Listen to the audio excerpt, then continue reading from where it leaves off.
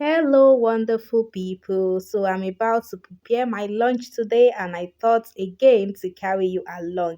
I want to have sweet potatoes, and I thought to show you how you can eat sweet potatoes safely without spiking your blood sugar. So, like this video right now and share it within your circle so that the algorithm can push it to as many people that needs to see this to be able to eat properly to control their blood sugar.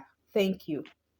You have to get um a scale, a weighing scale like this. You can either get this or you get the one that uses battery, the digital one. So I'm using this one now, and I've placed my potato on it. This is like 400 grams, but mind you, 100 gram of potato contains 21 grams of carbs, and for me the maximum amount of carbs I eat per meal is 45. It could be less, but it's not usually more. I don't eat more than 45 grams of carbs.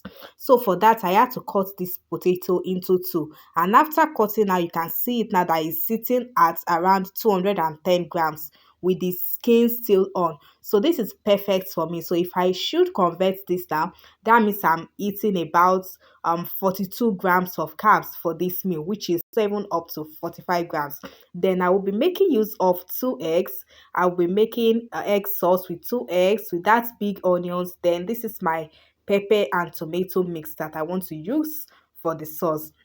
Yeah, I'm cooking for the whole family, but my portion is the one I showed you earlier. That's the one that I'm going to use out of this old pot of sweet potatoes. Here are my potatoes boiling nicely. Then you can see I've removed my own portion of sweet potato from that big pot. This is the only one I'm going to eat. This is the only portion I'm not eating more than this. Then here am I have plated it. You can see how much the egg that I have made is. You can see it. For this, I didn't make use of oil. This is an oilless egg sauce.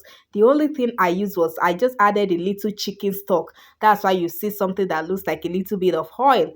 Then I'm not going to eat this food like this. I always eat my meals with veggies. So I'm going to slice some cucumbers to give me that fiber and to slow down sugar absorption in this meal. So ensure that you always eat each of your meals with vegetables, any type of vegetable at all. It can be leafy greens, it can be steamed cabbage, it can be cucumber, any type of vegetable at all. It really helps and it makes the difference. Never should you eat carbs alone or carbs and protein alone. Always pair it with vegetables. So here am I slicing my cucumber nicely, and you can see that this meal has bulked up. I know when I showed you in the beginning, you'll be like, oh, will she be full with this meal now?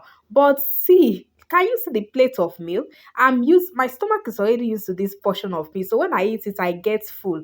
So when I want to eat now, I first eat my cucumber. After that, I will eat a part of my egg sauce before touching my sweet potatoes at all. That's the order of eating. That's how you should be eating to prevent blood sugar spike after your meal. I've said this in most of my videos. So can you see now the size of my sweet potato is like a mouse?